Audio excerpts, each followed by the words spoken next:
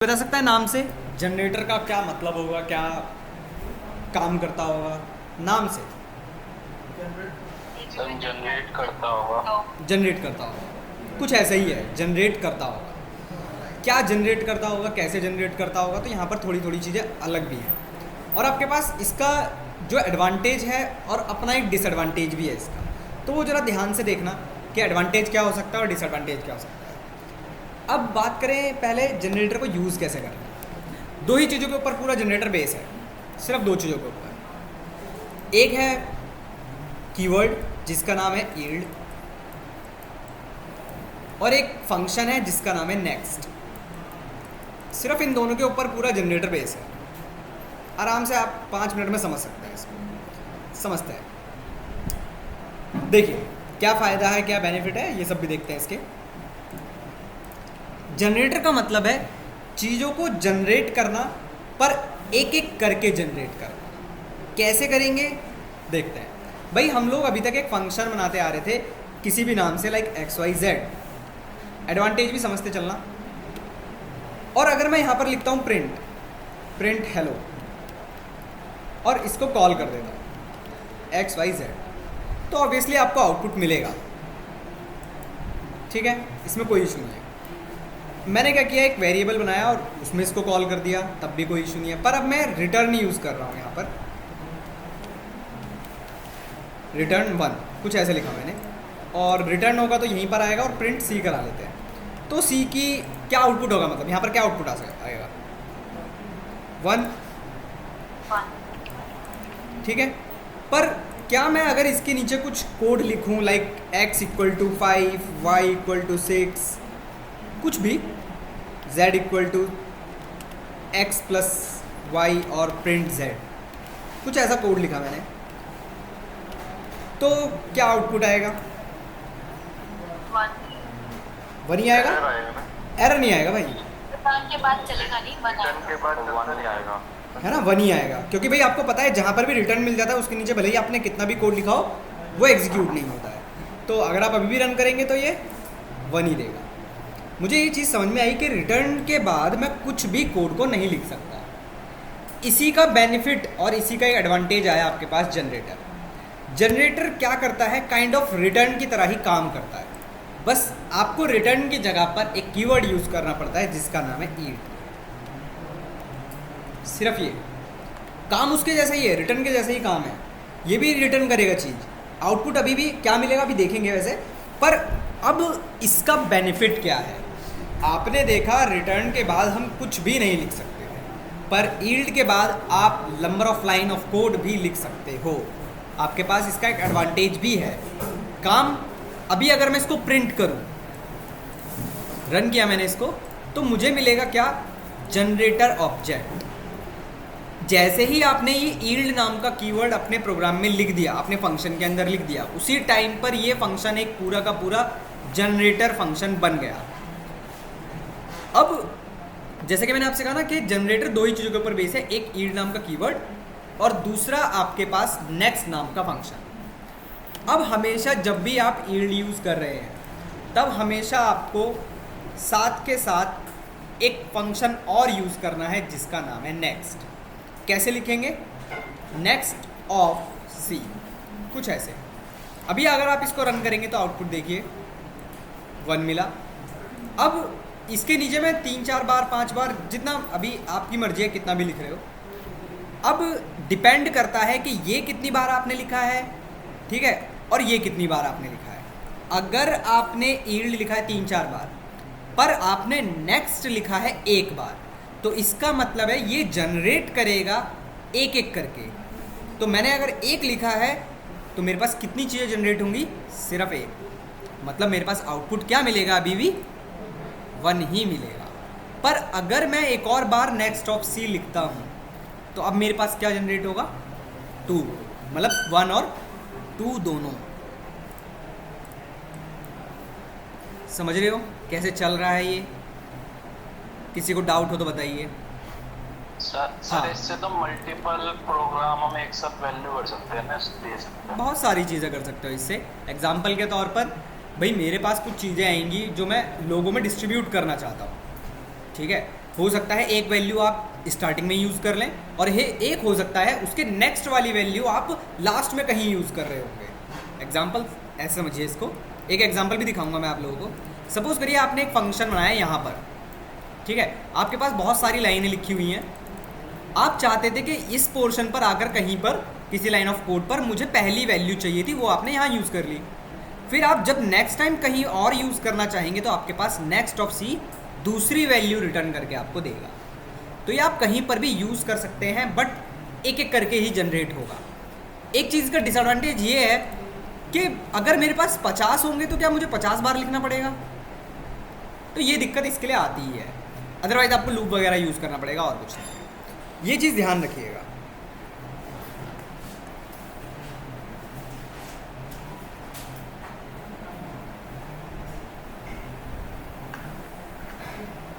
एक सेकेंड,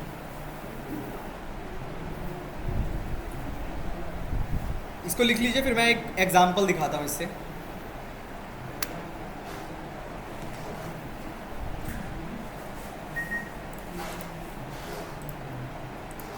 ये तो तब भी समझ में आ जाएगा, कोई इतना टफ टास्क है नहीं इसके अंदर।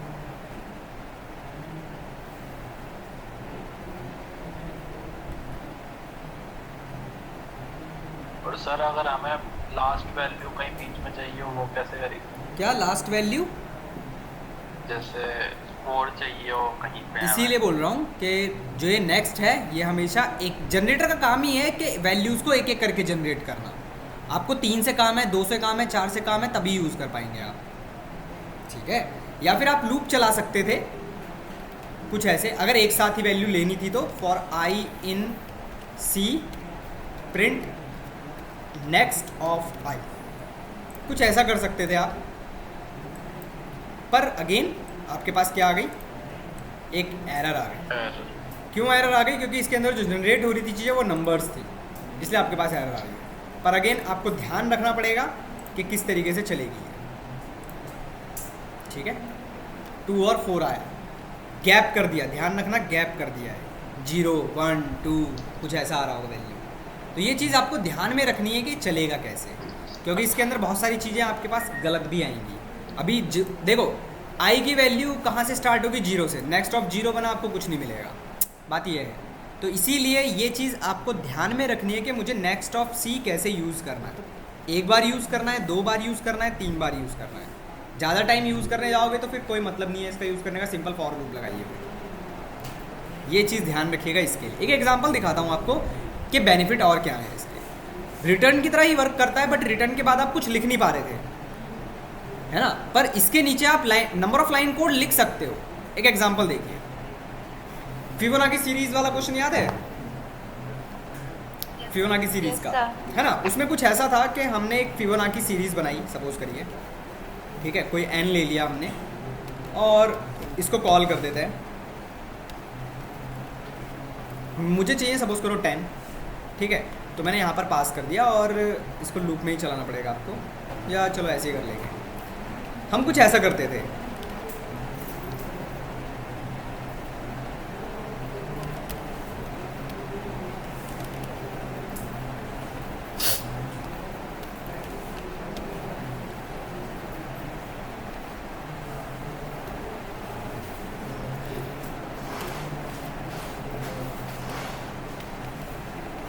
कुछ ऐसा करते थे हम लोग।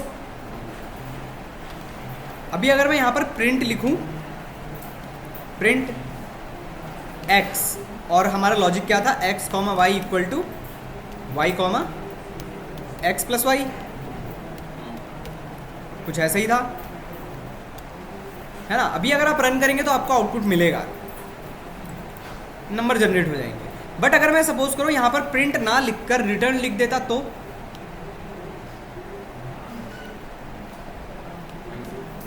तो भाई आप ये लाइन तो यूज ही नहीं कर पाते, लॉजिक ही नहीं बनता, फिर आपका सिर्फ 0 आता आपके पास आउटपुट में। प्रिंट नहीं लगाया, प्रिंट लगा लेते हैं, इसको वेरिएबल में स्टोर कर लेते हैं।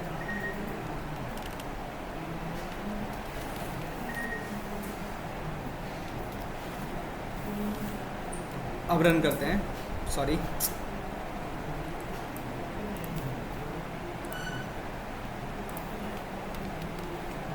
प्रिंट रन करते हैं इसको, तो आपको 0 मिलेगा, क्योंकि एक ही बार रिटर्न हुआ, बाहर निकल गया, ये तो वर्क करा ही नहीं है हमारा। पर अब इसी की जगह पर अगर मैंने लिख दिया होता ईल्ड, ठीक है, सिर्फ रिटर्न हटाकर मैंने ईल्ड लिखा, तो ये देखो मुझे क्या देगा, जनरेटर ऑब्जेक्ट। अब जनरेटर ऑब्जेक्ट दे रहा है तो मैं इस नेक्स्ट यहाँ पर नेक्स्ट सी कर सकता हूँ।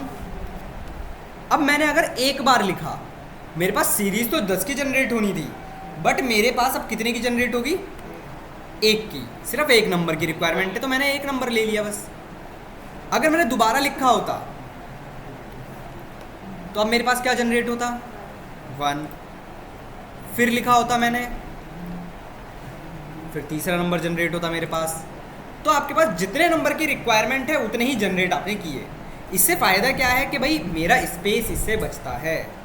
भाई मेमोरी के अंदर जब आपने लूप चलाया था वाइल का और आपने प्रिंट डायरेक्टली कर दिया था उसको, तो आपके 10 नंबर जनरेट हुए, 10 में से मानकर चलो कि भाई एक इंटीजर आपका 4 बाइट लेता है, तो कितनी बाइट हो गई इस हिसाब से, बहुत सारी वो बन गई आपकी, ठीक है।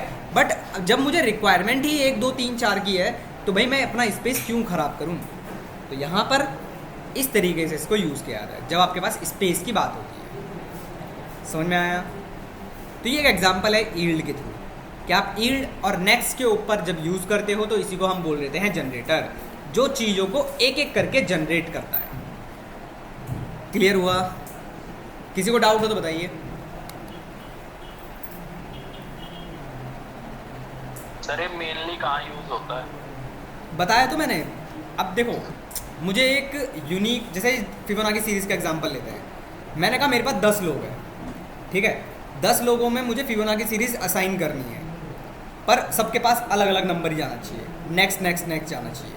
मैंने एक आपको असाइन कर दिया, एक इनको असाइन कर दिया, एक इनको असाइन कर दिया, तो भाई मैंने अलग अलग असाइन किया सबको। कहीं पर भी यूज़ कर सकते हो इसको, पर हमेशा नेक्स्ट वाला ही जनरेट होगा, रिपीटेड नहीं मिलेगा आपको इसके केस में। इसका फ़ायदा ये है, समझ रहे हो कहाँ यूज़ हो सकता है। हाँ सर सर क्लियर हुआ? ये तो इजी है, इसमें इतना कुछ टफ नहीं है।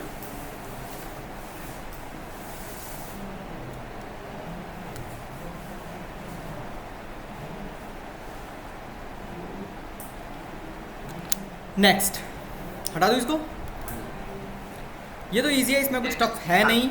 डेकोरेटर समझिए, थोड़ा सा ध्यान से समझिएगा, कोशिश 1 2 बार समझ लीजिएगा, कोई इशू नहीं है, पर कोशिश करिएगा ध्यान से समझने की, क्योंकि डेकोरेटर इससे पहले आपने एक बार और देखा है जहाँ पर हमने वो यूज़ किया था, फंक्शन ओवरलोडिंग। वहाँ पर हमने जनरेटर यूज़ किया था, @ का साइन याद है, @ डिस्पैच करके हमने यूज़ किया था, वो जनरेटर का डेकोरेटर का साइन है। पर पहले डेकोरेटर को समझते हैं।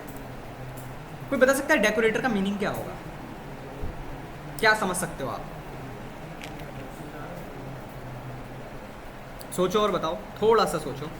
सर आपने बताया था वो हर फंक्शन में जितने जितने पैरामीटर्स होते हैं उसके अकॉर्डिंग। नहीं, मैंने ये नहीं बताया था। मॉड्यूलेशन करके भेजता है। मॉडिफिकेशन, हाँ ये बताया था मैंने कि मॉडिफिकेशन करता है।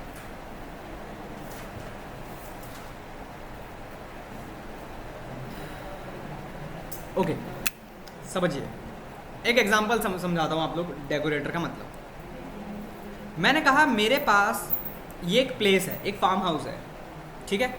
आप ये 2 लोग हैं और इन भाई साहब का, आसिम भाई साहब का जो बजट है वो थोड़ा ज़्यादा है और इन भाई साहब का थोड़ा बजट लो है, ठीक है। तो फार्म हाउस में इन्होंने क्या किया, आसिम साहब ने, कि भाई 2 गार्ड खड़े कर दिए, या फिर अपने हिसाब से इन्होंने डेकोरेट किया इस प्लेस को। इनका बजट थोड़ा कम था तो इन्होंने अपने हिसाब से ही करा कि भाई जैसे दिख रहा है ऐसे ही छोड़ दो इसको, ठीक है। तो भाई यहाँ पर हो क्या है, 2 लोग हैं अलग अलग, दोनों लोगों ने अपने अकॉर्डिंग इसको क्या किया, चेंज करवाया, डेकोरेट करवाया, ठीक है। पर क्या आपने प्लेस चेंज किया? आपने प्लेस चेंज नहीं किया, आपका ओरिजिनल प्लेस अभी भी वही का वही है, आपका फार्म हाउस जो भी है। तो इससे हो क्या रहा है, भाई मैंने अपने अकॉर्डिंग अपनी एक प्लेस को चेंज करवाया, मॉडिफाई करवाया। इसी तरह टेक्निकल टर्म में अगर हम इसको समझे डेकोरेटर को, तो ये कहता है कि आपके पास एक फंक्शन है, अगर कोई फंक्शन किसी दूसरे फंक्शन की हेल्प से मॉडिफाई होकर आ रहा है तो हम लोग उसे डेकोरेटर कहते हैं। मतलब समझ में आया मैंने क्या कहा? दोबारा समझो। अगर मेरा कोई फंक्शन किसी दूसरे फंक्शन की हेल्प से मॉडिफाई होकर आ रहा है तो हम उसे डेकोरेटर कहते हैं। समझ में आया?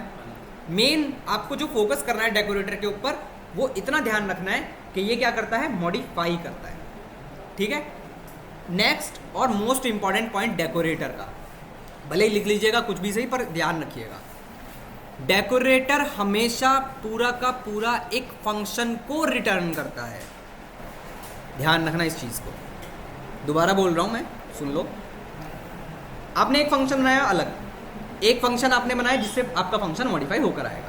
तो जो डेकोरेटर है आपका, वो हमेशा पूरा का पूरा एक फंक्शन रिटर्न करता है। ये पॉइंट समझ में आ रहा है किसी को मैं क्या बोल रहा हूँ? इस लाइन से मेरा मतलब क्या हो सकता है? इसका मतलब है कि डेकोरेटर के अंदर हमेशा नेस्टेड फंक्शन होगा ही होगा। ये इंपॉर्टेंट है इसके लिए। ठीक है। आइए एक एग्जांपल से इसको थोड़ा सा विजुलाइज करने की कोशिश करते हैं और समझते हैं। थोड़ा सा टफ रहेगा पर ध्यान से समझिएगा। एग्जांपल समझिए।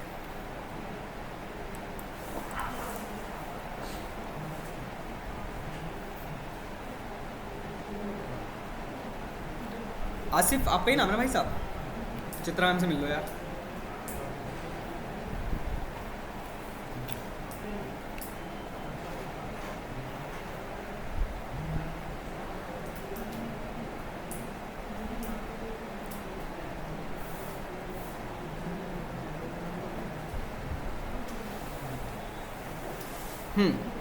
एक एग्जांपल से समझते हैं। ध्यान से समझिएगा। एग्जांपल बहुत अच्छा एग्जांपल है, इजी है। मैंने क्या किया, एक फंक्शन बनाया और इस फंक्शन का नाम मैंने सिंपल रखा div। ठीक है। इसके अंदर दो पैरामीटर पास किए मैंने x y, और सिंपल मैंने एक छोटा सा काम करवाया इससे, x डिवाइडेड बाय y, और प्रिंट मैंने कर दिया z। ठीक है। इस div को मैंने कॉल किया और दो पैरामीटर पास किया एग्जांपल के तौर पर, लाइक 6,3 और 3,6। आउटपुट बताइए। 2 and 0.5। हाँ कितना? 2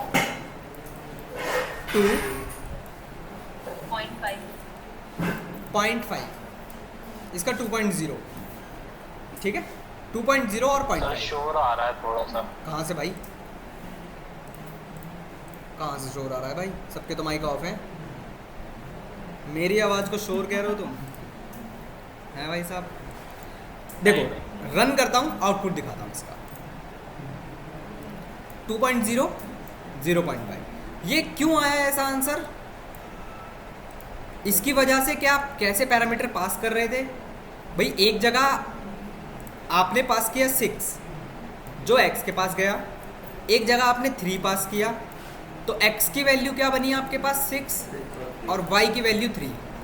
तो z की वैल्यू मुझे कुछ ऐसे दिखाई दे रही होगी, ये z है, 6 डिवाइडेड बाय 3 है ना। तो आउटपुट क्या मिलेगा? ऑब्वियसली 2.0। पर नेक्स्ट केस में क्या हो रहा है कि x की वैल्यू 3 हो गई और y की वैल्यू 6 हो गई, तो z की वैल्यू कुछ ऐसे दिखाई देगी अब 3 डिवाइडेड बाई 6, तो आउटपुट 0.5 आ रहा है आपके पास। पर अब मैं क्या कह रहा हूं, भले ही यूजर ये ही पास करे पर आउटपुट मुझे क्या मिले? 2.0। तो कैसे पॉसिबल है ये? Not possible. कैसे भाई साहब? वैल्यू चेंज नहीं होगी, जो बड़ा नंबर होगा उसको x में असाइन करना। अब आप कहेंगे कि सर एक काम करो, यहीं पर ना ये कर दो, चेंज कर दो यहीं पे, कुछ ऐसा ये बोल रहे हो? नहीं, मैं ये नहीं बोल रहा हूँ। मैं कह रहा हूँ भाई भले ही यूज़र ये पास करे, आउटपुट मुझे यही सेम चाहिए 2.0। स्वैपिंग बिल्कुल सही कहा इन्होंने। हाँ, अरे भाई मैंने कब गलत कहा आपको? स्वैपिंग। ठीक है। अब यह स्वैपिंग कैसे करें? अगर मैं स्वैपिंग यूज करूं इसी फंक्शन के अंदर, सपोज करो अगर मैं इसी फंक्शन के अंदर यूज करूं, एग्जांपल के तौर पर यही तो होता है swapping, x, y equal to y comma Y, x, X। इसी को आप सिंपल स्वैपिंग कहते हो। अगर मैं पर इस फंक्शन के अंदर यूज करूंगा तो आप इसको पास करोगे तो ये तो गलत हो जाएगा फिर। सर इफ हाँ। एल्स की कंडीशन लगेगी, if x is less than हाँ y then हाँ, कुछ ऐसे ही, सही बोल रहा हूँ। अब स्वैपिंग का कॉन्सेप्ट समझ में आया, इफ एल्स की बात है यहाँ पर, बात सही है। पर अब मैं कह रहा हूँ मैं अपने ओरिजिनल फंक्शन को छेड़ ही नहीं रहा, मैं इसको बिल्कुल भी हाथ नहीं लगाऊंगा। ये जैसा लिखा है वैसा मैंने इसको छोड़ दिया। इसका काम सिंपल इतना सा है कि डिवाइड करेगा। अब वो जो स्वैपिंग वाली बात है या फिर वो डिवीज़न वाली बात है, sorry not division, if else वाली बात है, वो मैं किसी दूसरे फंक्शन में करवाऊंगा काम। अब आते हैं उस वाले पार्ट पर। मैंने क्या किया, एक दूसरा फंक्शन बनाया, डेफ, इसका नाम मैंने रखा मॉडिफाइड डिव। आप कुछ भी रख सकते हो, ऐसा कुछ नहीं है। ब्रैकेट, इसके अंदर मैं एक पैरामीटर लिख रहा हूँ, जैसे एक्स वाई लिखे थे तो मैं ये भी तो लिख सकता हूँ ना, पैरामीटर ही है। अभी तक कोई फ़र्क नहीं है इसमें, नाम कुछ भी रख सकते हो आप। अभी मैंने आपसे कहा कि एक डेकोरेटर हमेशा नेस्टेड फंक्शन में आता है और दूसरा वो पूरा का पूरा एक फंक्शन को रिटर्न करता है। तो वो जो नेस्टेड फंक्शन होता है उसके अंदर ही आपको सारा काम करवाना होता है। कैसे करवाएंगे आप वो देखिए। मैंने एक और फंक्शन बनाया, नेस्टेड फंक्शन बनाया। इसका नाम सपोज करिए मैंने रखा एक्स वाई जेड। ब्रैकेट, इसके अंदर वो वैल्यूज आएंगी जिनको मुझे चेंज करवाना है, मॉडिफाई करवाना है। तो मैंने कहा एक्स कॉमा वाई, कुछ भी लिख सकते हो यहाँ पर, पैरामीटर्स हैं। कोलन, अब जैसा कि अभी इन्होंने कहा ना कंडीशन लगाएंगे और स्वैपिंग कराएंगे, तो कंडीशन क्या लगाओगे कि अगर x की वैल्यू लेस देन होती है किससे, y से, तो आप स्वैप करा दोगे y कॉमा एक्स, ठीक है। अब यहाँ पर जब मेरा नेस्टेड फंक्शन का काम आएगा तो भाई इसको डिवाइड भी तो करवाना है, अभी तो स्वैप किया है, अभी डिवाइड भी कराना है, तो ये मुझे क्या करेगा, रिटर्न करेगा। कहाँ रिटर्न करेगा, अब ये लाइन थोड़ा ध्यान से देखिएगा। मैंने ये पैरामीटर लिखा हुआ था, इसको मैंने फंक क्यों लिखा है, क्योंकि मैं इसको फंक्शन कह रहा हूँ, ठीक है, फंक्शन कह रहा हूँ। ब्रैकेट, इसमें वो वैल्यूज पास होंगी जो आपने स्वैप करवा दी हैं, एक्स कॉमा वाई, ठीक है। अभी दोबारा समझाऊंगा, एक बार में नहीं आएगा समझ में। अब इतना काम तो ये वाला फंक्शन कर रहा है, भाई ये भी तो कुछ काम करेगा। ये क्या काम करेगा, पूरा का पूरा फंक्शन ही रिटर्न करेगा। तो इसको कैसे लिखेंगे, रिटर्न सिर्फ नाम से एक्स वाई जेड। अब बात आती है कॉलिंग की, तो मुझे कॉलिंग किसको करना चाहिए, इसको कॉल करना चाहिए या फिर इसको कॉल करना चाहिए। अब थोड़ा ध्यान से समझना कि मैं कैसे कॉल कर रहा हूँ और कैसे लिख रहा हूँ। मैंने बनाया एक वेरिएबल सी, मैंने कॉल किया मॉडिफाइड डिव को। इसके अंदर एक पैरामीटर मांग रहा है मुझसे फंक करके, मतलब फंक्शन मांग रहा है। अब ये फंक्शन वो फंक्शन है कि आपको किस फंक्शन को मॉडिफाई करवाना है। तो किस फंक्शन को आपको मॉडिफाई करवाना है, डिव को। तो आपने यहाँ पर क्या पास कर दिया, ओनली डिव पास कर दिया। पर अभी डिव के पास पैरामीटर्स भी हैं भाई। डिव यहाँ पर अगर आप देखोगे ये वाली लाइन, तो इस पर पैरामीटर्स भी आ रहे हैं, 2 पैरामीटर चाहिए जिनको चेंज करवाना है। तो वो हम कहाँ पास कर रहे हैं, वो हम यहाँ पास कर रहे हैं। अगर आप जैसे ही ब्रैकेट लगाएंगे तो देखो क्या लिख कर आ जाएगा आपके पास, एक्स वाई जेड लिख कर आ रहा है। कौन सा वाला फंक्शन, ऊपर वाला। 2 पैरामीटर मांग रहा है, मैंने पास कर दिया 2,4, या फिर आपने जैसे पास किया था पहले 3,6। रन करते हैं, एक बार आउटपुट चेक कर लेते हैं, फिर मैं दोबारा से समझाता हूँ इसको।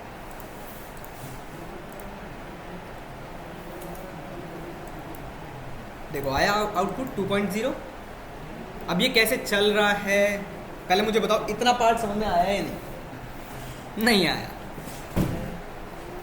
जो लोग ऑनलाइन है ना, आज मजे लो, ठीक है, क्योंकि ऑफलाइन वालों को भी नहीं आएगा।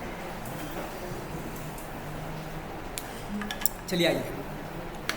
सर अभी जो डिव मॉडिफ किया सही है। हाँ भाई, ये यही डेकोरेटर है, यही से सर यही डेकोरेटर है, यही सिर्फ इतना पार्ट ही आपका डेकोरेटर है। आइए दोबारा समझते हैं। और फिर मैं हेलो, इसका, सर। हाँ बताइए। सर मुझे एक चीज बताओ हाँ। कि हमने जो कॉल करा था इसको सी को, मॉडिफाई सी को, ये हाँ तो इसका हम यहीं पे कॉल ही करना है, जो वैल्यू उसके बाद वहाँ नहीं दे सकते हम उसकी? नहीं भाई, कॉल कहाँ करोगे? सारे डेफिनेशंस के बाद। मैं एक आसान तरीका भी दिखाऊंगा इसका। तो ये तो मेरे को आ गया सर समझ कि हमें इसको कंडीशन पर रख के उसके बाद ही हमें जो प्रोग्राम जैसे हमें चलाना है तो उसे नीचे रखना है। लेकिन सर इसकी कॉलिंग कैसे?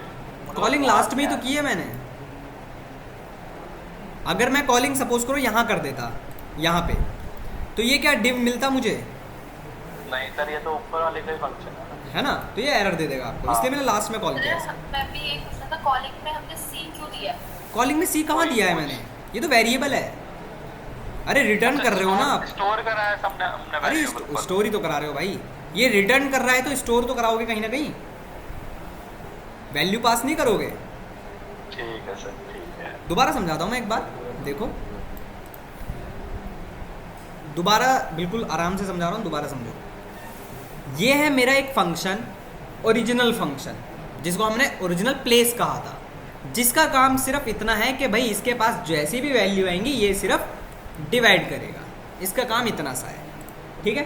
पर मैंने कहा कि भाई इस फंक्शन को पहले मुझे किसी दूसरे फंक्शन से मॉडिफाई करवाना है। तो हमने एक फंक्शन बनाया, ये वाला मॉडिफाइड, हमने इसका नाम रखा मॉडिफाइड डिव, नाम कुछ भी रख सकते हो। इसके अंदर हमने एक पैरामीटर पास किया फंक करके, ये पैरामीटर है अभी तक, जब तक हमने इसको पूरा डिफाइन नहीं किया। तो फंक नाम मैंने इसलिए रखा क्योंकि यहाँ पर एक फंक्शन आएगा। फिर हमने क्या किया, हमने डेकोरेटर की हमें एक डेफिनेशन पता है कि डेकोरेटर हमेशा एक नेस्टेड फंक्शन अपने पास रखता है क्योंकि उसे रिटर्न करना पड़ता है। तो हमने एक नेस्टेड फंक्शन बनाया XYZ, इसी के अंदर सारा काम होगा आपका। अब इसके अंदर काम क्या होगा कि ये दो वैल्यूज़ लेगा XY। हमने यहाँ पर देखा कि भाई अगर x की वैल्यू, भाई आपने वैल्यू सपोज करो पास की 6,3, तो x की वैल्यू छोटी है, सॉरी मैंने उल्टा पास, 3,6, ठीक है। तो x की वैल्यू छोटी है, y की वैल्यू बड़ी है, कंडीशन कैसी हो गई? ट्रू हो गई। और फिर आपने क्या कह दिया? स्वैप करा दो। तो भाई x की वैल्यू अब आपके पास 6 हो गई और y की वैल्यू आपके पास 3 हो गई।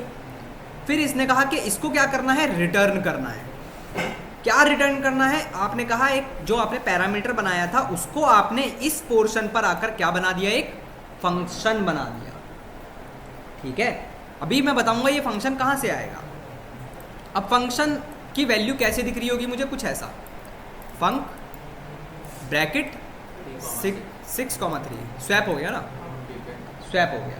तो अभी इतना काम मुझे दिखा, इतना पोर्शन मेरा खत्म हो गया। पर इसने देखा कि ये जो मॉडिफाइड डिव है इसे भी कुछ ना कुछ रिटर्न करना पड़ता है। ये क्या रिटर्न करता है? एक नेस्टेड फंक्शन रिटर्न करता है। तो हमने किसको रिटर्न किया? XYZ को, जो कि एक फंक्शन था। अब ये कहाँ लेकर जाएगा? वापस यहीं पर लेकर आएगा जहाँ से आपने इसकी कॉलिंग की है, यहाँ पर लेकर आएगा आपको इस पोर्शन पे। और यहाँ पर आपने क्या लिखा हुआ है? Modified div. थोड़ा सा एक बार और दोबारा देखना, आपने कॉलिंग की मॉडिफाइड डिव की, ठीक है। तो मुझे बताओ ये वैल्यू इसकी बनी या नहीं? सिर्फ ये बताओ। बनेगी सर। हाँ या ना? यस हाँ सर। सर। ये समझ में आ रही है लाइन आप लोगों को? भाई सब क्या हो गया? ऑनलाइन वालों को समझ में आ रहा है, आपको समझ में नहीं आ रहा? अरे भाई मुझे बताओ, अगर मेरे पास एक फंक्शन है डेफ XYZ, ठीक है, और यहाँ पर आप x लिखते हो और फिर आप कुछ भी लिख रहे हो इसके अंदर और आप कॉल करते हो XYZ और कॉल करते हो 5, तो ये 5 किसकी वैल्यू है? x की है ना। तो भाई मैं अगर आपसे पूछ रहा हूँ कि आपने मॉडिफाइड डिव में एक नाम लिखा है डिव, तो ये किसकी वैल्यू है? इस फंक्शन की तो वैल्यू है ये। तो मतलब मुझे फंक की जगह पर यहाँ पर क्या दिख रहा होगा? डिव दिख रहा होगा, जिसे मुझे मॉडिफाई करवाना है। तो ये सारा काम तो कर लेगा अंदर। और यहाँ पर क्या दिखाई देगा मुझे? Return div. फंक की वैल्यू डिव है x, y, और डिव की वैल्यू क्या थी आपके पास? 6,3। ये कहाँ लेकर जाएगा? यहाँ पर लेकर आएगा, क्योंकि काइंड ऑफ कॉलिंग की तरह वर्क करेगा यहाँ पर आकर, और यहाँ पर आपका प्रिंट कर देगा, तुरंत ही प्रिंट कर देगा। बट इसे वापस भी आना है क्योंकि इसे वैल्यूज चाहिए। तो यहाँ पर आपने क्या कॉल कर दिया? पूरा का पूरा फंक्शन ही रिटर्न कर दिया, ये वाला। इतना पूरा पोर्शन आपने रिटर्न कर दिया। ये वापस लेकर आया आपको कहाँ पर, यहीं पर जैसे ही आप यहाँ पर होवर करेंगे, यहाँ पर देखो, जब मैंने जैसे ही इसको सी लिखा था, ब्रैकेट लगाया, तो यहाँ पर मुझे क्या दिखाई दे रहा था, आया नहीं, सी ब्रैकेट, सजेशन नहीं आया, नेट चला गया क्या? सर आपने डेकोरेटर का साइन भी बताया था ना? अभी वो उस पर भी आ रहा हूँ। ये पूरा ओरिजिनल सिंटैक्स ये है इसका, वो आसान वाला तरीका है, दिखाता हूँ अभी, एक सेकेंड। 5,10 पास कर लो। सजेशन नहीं आया इसका, नेट ही चला गया। अभी थोड़ी देर पहले आपने देखा था, नहीं आ रहा है, फंक्शन तो आपने XYZ लिखा हुआ देखा था यहाँ पर, तो कौन सा फंक्शन शो कर रहा था, वो इस वाले फंक्शन को शो कर रहा था। तो आप वैल्यू कहाँ पास करोगे, यहीं पर पास करोगे। तो आपने जैसे सपोज करो 5,10 पास किया, आप कुछ भी पास करेंगे तो आपको आउटपुट मिलेगा ही मिलेगा, ठीक है। अब अगर मैं पास करता सपोज करो C10,5, अब क्या आउटपुट मिलेगा, सर तो 2.0 तब भी 2.0 ही आएगा। रन करें, पर आउटपुट मेरे पास एक ही आया। ऐसा क्यों, आने तो दो चाहिए थे, आया एक ही। तो भाई मुझे बताओ, क्योंकि x की वैल्यू बड़ी है ना। हाँ, x की वैल्यू बड़ी है, ये कंडीशन तो फॉल्स हो गई, तो ये तो आपका कंडीशन चलेगी ही नहीं। पर मुझे बताओ, जब मुझे पता है कि x की वैल्यू बड़ी है, तो मैं अपने डेकोरेटर को कॉल करूँ ही क्यों? मैं किसको कॉल करूँ, सीधा डिव को ही ना कॉल कर दूँ। समझ रहे हो डिफरेंस दोनों बातों में? एक जगह आपने इस तरीके से पास किया है कि पहले वो मॉडिफाई होकर आए, कब, जब x की वैल्यू छोटी है, और एक जगह जब x की वैल्यू बड़ी ही है तो आप डेकोरेट करवाओगे ही क्यों, एज इट इज छोड़ दोगे। सर उसमें तो रन ही नहीं करेगा ना जिसमें बिल्कुल, एल्स लगा सकते हो, इसीलिए एल्स भी लगा सकते हो अगर आप चाहते हो तो, कि भाई अगर कंडीशन फॉल्स होती है तो रिटर्न क्या कर दे, सीधा सीधा x, y, ठीक है, ये भी कर सकते हो। अब पास कर लो, पर कोई मतलब नहीं है, ठीक है, रन कराओगे अभी भी चलेगा। प्रिंट कौन सा फंक्शन कॉल नहीं हुआ, एल्स, सॉरी, यहाँ पर फंक लिखना पड़ेगा आपको, ठीक है, 2.0, 2.0। तो ये इस तरीके से वर्क करता है, पर मेरे लिए ये सिंटैक्स को समझना थोड़ा सा डिफिकल्ट है, ठीक है, कौन किसको कॉल कर रहा है, क्या हो रहा है, मुझे नहीं समझ आ रहा। इसीलिए हमारे पास एक छोटा सा सिंटैक्स आया इसके लिए, @ का साइन, आपने पहले भी देखा हुआ है। अब आपके लिए @ का साइन अच्छा क्यों है? आप क्या कह रहे हैं कि जो भी डेकोरेटर है उसको आप किसी भी फंक्शन के ऊपर अगर @ करके लिख देते हो, सिर्फ नाम लिखना है, सिर्फ नाम और कुछ नहीं, ये डेकोरेटर के ऊपर डिपेंड है कि आप कैसे यूज़ करोगे इसको। तो हमने सिर्फ नाम लिखा, ठीक है, और अब मैं किसको कॉल करूँ, अब मैं सीधे के सीधे अपने ओरिजिनल को ही, फंक्शन को ही कॉल करूँगा, div 2,4, कोई भी वैल्यू पास कर लो आप, ये इजी है सिंटैक्स। अब हो क्या रहा है इसमें कि आपने, हाँ, हमें नीचे कॉल नहीं करना पड़ेगा, कुछ नहीं करना आपको, आप किसको कॉल करोगे, अपने ओरिजिनल फंक्शन को, क्योंकि आपको नॉलेज जो है वो किसके बारे में है, अपने ओरिजिनल फंक्शन के बारे में है। तो यहाँ पर आपने एक फंक्शन जो ओरिजिनल था वो बनाया, एक डेकोरेटर बनाया, और फिर आपने कहा कि भाई इस वाले फंक्शन को पहले मैं मॉडिफाई करवाना चाहता हूँ। किससे मॉडिफाई करवाना चाहता हूँ? मॉडिफाइड डिव से। जिस भी फंक्शन के ऊपर आप लिख देंगे @ करके, वो क्या बन जाएगा आपके लिए, डेकोरेटर। और ये आपको हमेशा ध्यान में ही रखना है कि आगे जाकर कहीं पर भी यूज़ करोगे, कहीं पर भी @ का साइन देखोगे, तुरंत देखकर समझ जाओ कि इन्होंने डेकोरेटर यूज़ किया हुआ है। बस सिंपल सी बात ये है। आया समझ में? थोड़ा बहुत ज़ैंगो में 1-2 जगह पर देखने को मिल जाता है, पर ये इम्पॉर्टेंट है और ये इंटरव्यूज़ में पूछा जाता है। और सिर्फ कॉन्सेप्ट पूछा जाएगा, प्रोग्राम नहीं बनवाएंगे आपसे इसका, बस पूछेंगे करता क्या है।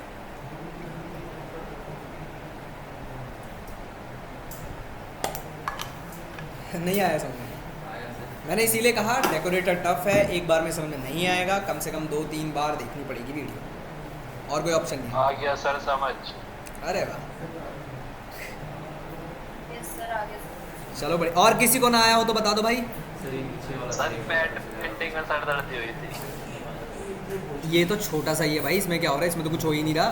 सर नहीं ये कॉल कैसे पूरा कर क्यों भाई, इसको कॉल करना नहीं आ रहा आपको इतने पोर्शन को? ये समझ गया सर। ये पहले उसको ऊपर वहाँ पे गया। हाँ जी आ गया अच्छे से।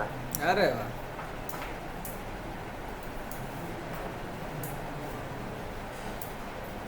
सीधा सीधी हटा दिया नहीं एट द रेट।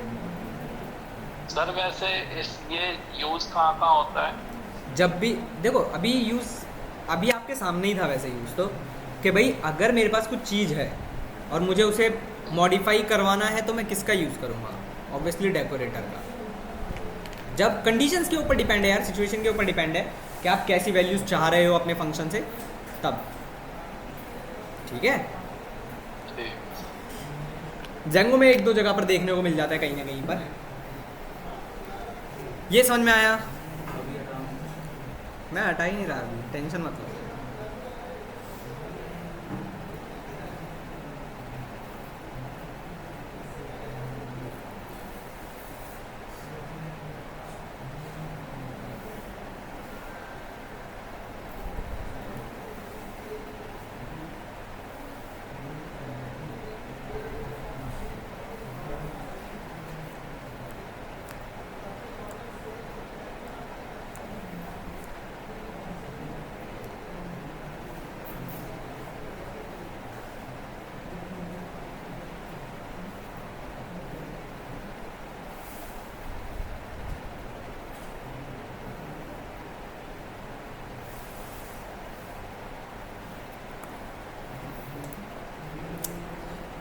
अच्छा एक और चीज़ सुनिए, मतलब हमारे आपस की बात है ये। आप लोगों का हो सकता है 23 को मॉक इंटरव्यू, ठीक है? उसमें 2 राउंड है, एक HR और एक टेक्निकल। तो टेक्निकल के जो क्वेश्चंस होंगे ढूंढिए नेट पर, मुझे नहीं पता। 100 क्वेश्चन कम से कम पढ़ कर रखिए, प्रोग्राम भी पढ़ कर रखिए। इंटरव्यू मैं लूँगा और एक दूसरे सर लेंगे, तो बेइज्जती मत करवाइएगा, ठीक है? कभी कहो सर ने तो ये पढ़ाया ही नहीं था, भाई ऐसा कुछ नहीं होता, ठीक है? पढ़कर जाओगे, कुछ क्वेश्चन ऐसे मिलेंगे जो सुने होंगे, कुछ क्वेश्चन ऐसे भी मिलेंगे जो नहीं सुने होंगे, तो इसकी प्रिपरेशन जरूर करके जाइएगा। और दूसरा, कितने मिनट का होगा सर ये? हाँ कितनी देर का होगा? पता नहीं भाई, अभी तो कुछ भी इन्फॉर्मेशन मेरे पास नहीं है। मैं तो आपके लिए इसलिए इन्फॉर्म कर रहा हूँ ताकि आप थोड़ा पहले से प्रिपेयर कर लें। टेस्ट हो रहा है क्या? काइंड ऑफ मॉक इंटरव्यू है। कब? 23 ऑफलाइन है तो ऑनलाइन? मैडम ये तो मुझे भी नहीं पता, मैं मैक्सिमम शायद ऑफलाइन ही है, क्योंकि मैं 23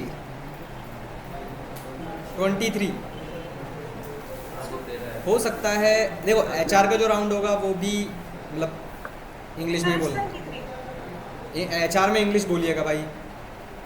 टेक्निकल में भले ही मेरे सामने हिंदी बोल लेना आप, कोई फ़र्क नहीं पड़ता मुझे उससे, मुझे कोई फ़र्क नहीं पड़ता, पर क्वेश्चन के आंसर एग्जैक्ट देना। एग्जैक्ट मतलब ये टेस्ट सर टेस्ट है या फिर मतलब एक भाई मॉक इंटरव्यू क्या होता है?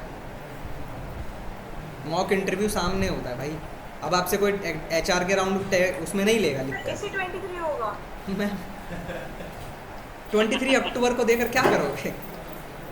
मॉक इंटरव्यू तो इतना क्यों डर रहे हो? हाँ मॉक इंटरव्यू इतना क्यों डर रहे हो? ये इसीलिए है क्योंकि आप लोग की बात नहीं है, बेसिकली होता क्या है, जब आप इंटरव्यू देने जाते हैं ना तो थोड़ा हिचकिचा जाते हैं, सिर्फ इसके लिए है और कुछ नहीं है, और कोई प्रैक्टिस है। मत डरो कि आप आंसर नहीं दे पाओगे, इससे मत डरो। क्वेश्चंस बस प्रिपेयर करके रखना। थोड़े क्वेश्चंस मैं ही बनाऊंगा वैसे तो क्वेश्चंस, पर कुछ क्वेश्चन ऐसे भी होंगे जो आपने नहीं सुने होंगे। करवाओगे तो नहीं सर, बस वो थ्योरेटिकली पूछोगे ना बस। किसी की किस्मत खराब हुई तो हेलो हाँ बताइए। सर HR में वैसे क्या पूछते हैं? अपने बारे में इंग्लिश में बता दीजिएगा बस, बहुत है, बहुत है। बाकी टेक्निकल में क्वेश्चंस आप डालेंगे, अगर नेट पर भी डालेंगे, टॉप 100 क्वेश्चंस करके भी डालेंगे तो भी मिल जाएंगे आपको क्वेश्चन। टॉपिक भाई पूरा पाइथन रहेगा। मतलब प्रोग्राम रन करके बताना है थियोरेटिकली सर? प्रोग्राम बनवा कर देख सकता हूँ उसमें, वो किसी की किस्मत होगी ऐसी ख़राब जो पकड़ा जाएगा। बाकी वैसे जहाँ तक है मैं नहीं बनवाऊंगा क्वेश्चन तो, सर पर पैटर्न प्रिंटिंग का जरूर करके जाना। शाम के यहाँ से आवाज आ रही है। किसके यहाँ से आवाज़ आ रही है यार? सर पैटर्न प्रिंटिंग हेमंत भाई कहाँ से सर आवाज़ आ रही है? मेरे तो है ही नहीं आसपास कोई, मैं तो बात कर रहा था आपसे। हाँ बताइए मैनेजमेंट क्या कह रहे हैं आप? तो क्वेश्चंस की प्रैक्टिस जरूर कर लीजिएगा एग्जाम्पल के तौर पर। सर वो तो मतलब थ्योरेटिकली पूछोगे ना वैसे ज़्यादा। थ्योरेटिकली मैं आपको बता देता हूँ जो मैंने नहीं पढ़ाए हैं, और किस्मत किसी की मिली तो वो सुन लीजिए क्या क्या मिल सकता है आपको। नेम स्पेस पढ़ लीजिएगा। क्या sir? Name space, name spaces. Topic है वो क्या सर आगे? पाइथन में सर का है ये नेम स्पेस है। अरे भाई तभी तो बोल रहा हूँ एक बार सर्च करना है इसको। मैंने नाम नहीं लिया इसका अभी तक, पर पढ़ना है इसको। और सर और पिकलिंग, अनपिकलिंग,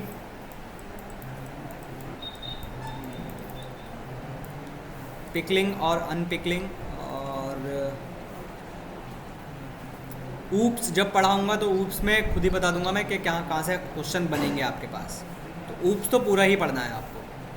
सर उससे थोड़ी पूछोगे? क्यों नहीं पूछेंगे? जब आप पूछोगे क्यों नहीं पूछूंगा भाई? पढ़ाया? मेन तो ये अभी, हाँ तो वही जब तक पहुँच जाओगे अच्छा तब तक कौन है? आराम से पहुँच जाओगे। नेक्स्ट वीक में है ना? अभी 10 दिन है आज तो 13 सर थोड़ा सा आगे करवा दीजिए 10 दिन है। आगे करवा दूँ मतलब? सर सारे ताकि रिवाइज कर दें सारा। क्या कह रहे हो साहब? सर मैं कह रहा हूँ सारा रिवाइज कर देते ताकि। सारा रिवाइज करा दूँ भाई? नहीं नहीं सर मैं कह रहा हूँ आप आगे करवा दिए तो रिवाइज कर सकते हैं। आगे मैं नहीं समझा, आगे क्या करा दूँ मैं वो पूछ रहा हूँ। Test, top test. टेस्ट आगे करा दूँ? अच्छा ट्राई करा दो ताकि इसमें ज़्यादा कवर हो जाए। यार मेरे हाथ में नहीं है, मैंने डिसाइड नहीं किया है टेस्ट वगैरह। जैसे आपके साथ जो होंगे वो सर होंगे, तो सर ऑब्वियसली सर ठीक है, और नहीं सर होंगे पर मैनेजर होंगे शायद, यहाँ से होंगे कि ऑब्वियसली बाहर से? नहीं नहीं यहीं से। अमन कल क्या पढ़ाया था क्लास में? कल पैटर्न प्रिंटिंग मैंने वीडियो अपलोड कर दिया, आप देख सकते हो। ये रिकॉर्डेड वीडियो जो डालती है 3 बजे का, मैं पहले कुछ अलग ग्रुप है। नहीं, यूट्यूब पे ही है सारी वीडियोस। सारी वीडियोस मेरी यूट्यूब पे ही है, मैंने कल वाली भी अपलोड कर दी थी। ओके नेक्स्ट क्या पढ़ना है? प्रोग्राम्स में अगर आप पढ़ के जाइएगा तो ज़रूर पढ़ के जाइएगा। Prime numbers, factorial, Fibonacci series, leap year, ये सब जरूर पढ़ लीजिएगा। लिस्ट, टपल, सेट, डिक्शनरी सब पढ़ बेसिक लीजिएगा। वाला तो पूरा ही है। बेसिक तो पूरा सर है लीप ईयर क्या है? कि कोई ईयर लीप ईयर है या नहीं है, इसका प्रोग्राम, ठीक है ना? तो प्रिपरेशन करके रखिएगा थोड़ी सी। मैं ये नहीं कह रहा हूँ कि बिल्कुल मत बोलिएगा वहाँ पर भाई, बिल्कुल नहीं बोलोगे तो बहुत बुरा है, और थोड़ा बहुत बोल दोगे तो भी अच्छा है। बाकी यूट्यूब पे भी आप देख सकते हो कि कैसे कैसे क्वेश्चंस पूछे जाते हैं, डिफरेंसेस वगैरह के बारे में। तो वहाँ से मैं खुद नहीं बनाऊंगा क्वेश्चन, तो देखता हूँ मेरे को कहाँ से मिलेंगे। जहाँ से मिलेंगे तो किस्मत आपकी अच्छी है, अगर हम पढ़ रखे होंगे तो मिल जाएंगे आपको। ठीक है भाई? मॉक इंटरव्यू के लिए सेंटर पे आना पड़ेगा। आप अगर मैं इस बारे में इन्फॉर्मेशन दे दूंगा आपको, क्या ऑनलाइन होगा ऑफलाइन होगा, कितने घंटे का होगा, ये सब मैं बता दूंगा आप लोगों को। अभी मेरे पास इसके बारे में कोई इन्फॉर्मेशन नहीं है। कुछ इम्पोर्टेंट बता दो। हाँ कुछ इम्पोर्टेंट बता दो, आपने तो सारा कुछ ही बोल दिया है। तो सारा कुछ ही तो इम्पोर्टेंट है। तो बोल दिया है। हाँ। मैंने देखो क्या नहीं बोला इसमें स्ट्रिंग नहीं बोला मैंने आपसे इसमें, ठीक है? इफ एल्स लॉजिकल वो प्रोग्राम्स में आएंगे यार आपके, ठीक है? बाकी एक्सेप्शन हैंडलिंग वगैरह इतना इंपॉर्टेंट नहीं समझता हूँ मैं, नहीं भी बोलोगे तब भी ठीक है, बस छोटी बड़ी लाइन बोल दोगे तब भी ठीक है। बाकी यही सब है इसमें, इंपॉर्टेंट इतना ही सफिशिएंट है। डेकोरेटर जनरेटर में नहीं पूछने वाला सर गिट भी पूछा जाएगा? गिट नहीं, ना गिट वगैरह नहीं पूछूंगा मैं, ना ही गिट है, ना ही वो आपको शैलो कॉपी डीप कॉपी पढ़ा। फिबोनाची सीरीज है। हाँ बताइए। लिखने को बोलेंगे प्रोग्राम? प्रोग्राम। फैक्टोरियल जो लिख के दिखाने को बोलेंगे? बिल्कुल अरे सैलो कॉपी सर आएगा, सैलो कॉपी वाला? नहीं, शैलो कॉपी डीप कॉपी नहीं आएगा, वो नहीं आएगा। फाइल हैंडलिंग में भी मैं कुछ नहीं पूछूंगा आपसे, ठीक है? जनरेटर डेकोरेटर भी नहीं पूछूंगा मैं, और सर हमने फाइल हैंडलिंग कर ली? अभी नहीं नहीं। और क्या बचा है आपके पास? डेट टाइम के मॉड्यूल्स, ये सब मॉड्यूल्स जो जितने भी आपने पढ़े हुए हैं किसी काम के नहीं है, ठीक है ना? बाकी ऊप्स जरूर पढ़ लीजिएगा बस, और थोड़ा सा एसक्यूएल तो शायद ना पहुँचे हम लोग, ठीक है?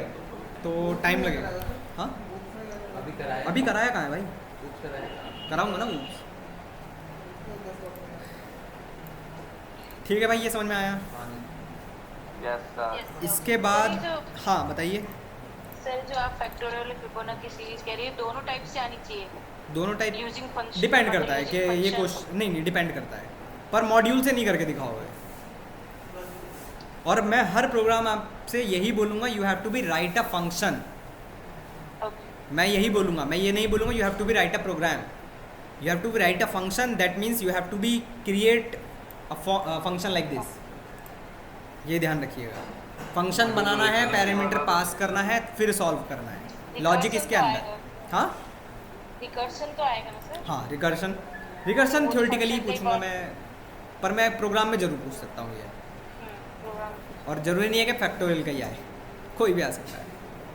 ठीक है, डरिएगा मत, मैं सिंपल पूछूंगा, आप इस चीज़ से मत डरो। ओके, नेक्स्ट बताओ क्या पढ़ना है टॉपिक।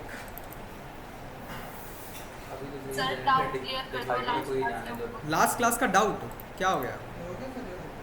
बहुत सर, छोटे जो से एक होमवर्क में था ना 5 4 3 2 1 हमने प्रिंट कराना था, देन फर्स्ट नंबर हटता जाएगा 4 3 2 1।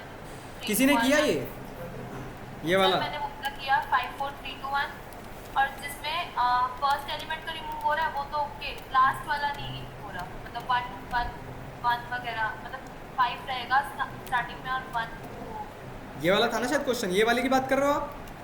सर ये वाला हो गया, अच्छा, कौन सा वाला है फिर? 5 4 3 2 1, फिर 5 4 3 2 5 एक 4। सेकंड मैं लिख लेता हूँ। 5 4 3 2 1, फिर 5 5 4 3 2 4 3 2। 5 4। ये किया किसी ने? सर ये मैंने किया है, पर ये मेरा उल्टा आ रहा है, 5 फिर 5 4 फिर 5 4 3, मतलब रिवर्स आ रहा है ऐसे में। बताइए लॉजिक क्या लिखा है आपने?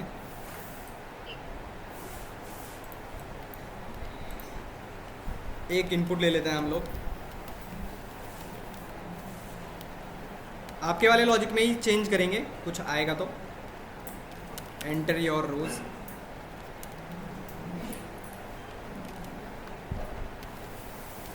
For i in range x, 0 (x, 0 - 1), ठीक है। फॉर j इन रेंज मैंने लिखा है x, i -1, X, comma? x, i -1, i -1, -1, okay. Print j, n, print j, and print. पर इसमें सर उल्टा आ रहा है, जैसे हमें चाहिए उसको। कोई बात नहीं, कोई बात नहीं, चेक कर लो। ओके, कोई बताएगा कैसे आ रहा है आउटपुट? सुपर स्टार I1 क्या हुआ?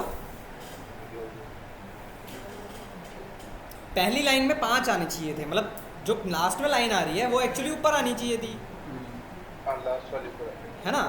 कुछ ऐसा आना चाहिए। नीचे वाले को ऊपर कर दे तो ऊपर वाले को नीचे कर दे। ऐसे थोड़ी ना होता है। क्या चेंज करना सर चाहिए? आई पे लूप चला दो। लूप आई पे ही चल रहा है भाई, लूप। नहीं I की रेंज चेंज करनी है। हाँ बताइए क्या चेंज कर दूँ? 0 to x कर दे। 0 प्रिंट आई to हो सकता है सर। प्रिंट 0 to x, फिर ये -1 नहीं आएगा भाई, I -1 नहीं आएगा कुछ। ठीक है। अभी हटाते हैं, चेक करते हैं क्या आउटपुट आता है हमारे पास, ठीक है। यहाँ पर ये 0 ले रहा है, ठीक है, तो 0 हटा दो यहाँ से, चेक करते हैं क्या आता है। हो गया बस।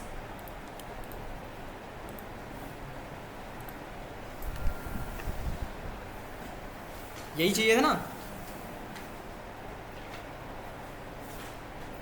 Hello hello, yes sir. यही चाहिए था आउटपुट, ये लो। रेंज के साथ ही खेलना है, रेंज को इधर उधर करते रहो, आउटपुट मिलते रहेंगे, कोई ना कोई तो बन ही जाएगा। और जो बन रहा है वो अपने आप में एक पैटर्न है, तो इसमें आपके पास गलती नहीं होगी कुछ भी, ये ध्यान रखिएगा। सर वो ABCD वाला भी बता दो। ABCD वाला मैम उसके लिए बड़ा क्वेश्चन है, वो पूरा आपको SKI वैल्यू सेट करनी पड़ेगी, मैं भेज दूंगा आपको। मत कराओ। वो दिया था ना ट्रायंगल वाला ABCD में, Yes, एस sir. का वैल्यू चाहिए उसमें आपको एस का वैल्यू से स्टार्ट करना पड़ेगा, वहाँ तक जाना पड़ेगा, बहुत बड़ा क्वेश्चन है। इसीलिए तो दिया था ताकि आप करो घर पे, टाइम टेकिंग है वो।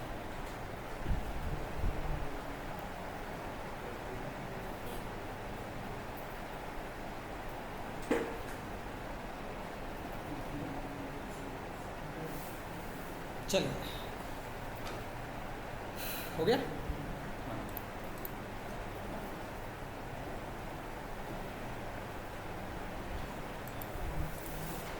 अब बताइए कौन सा टॉपिक पढ़ना है या रुकना है। अब आपके पास जो टॉपिक्स बचे हैं वो बचे हैं, एक तो ये फाइल हैंडलिंग, ठीक है, दूसरा आपके पास बचा है SQL, ऊप्स और ये GUI।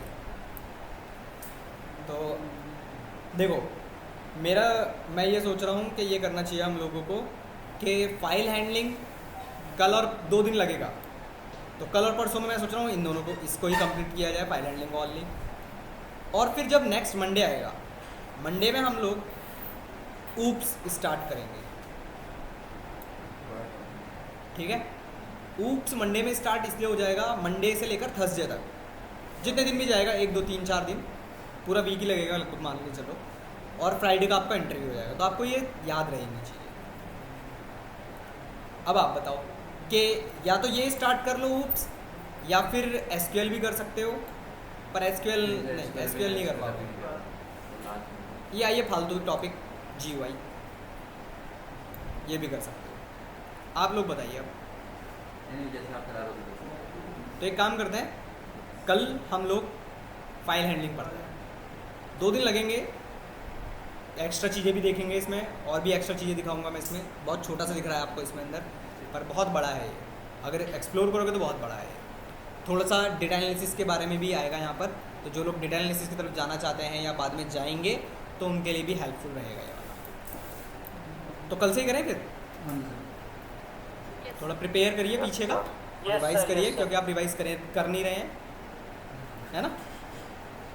चलिए कोई बात नहीं, मत करिए, अच्छी बात है, मेरे लिए आसानी है।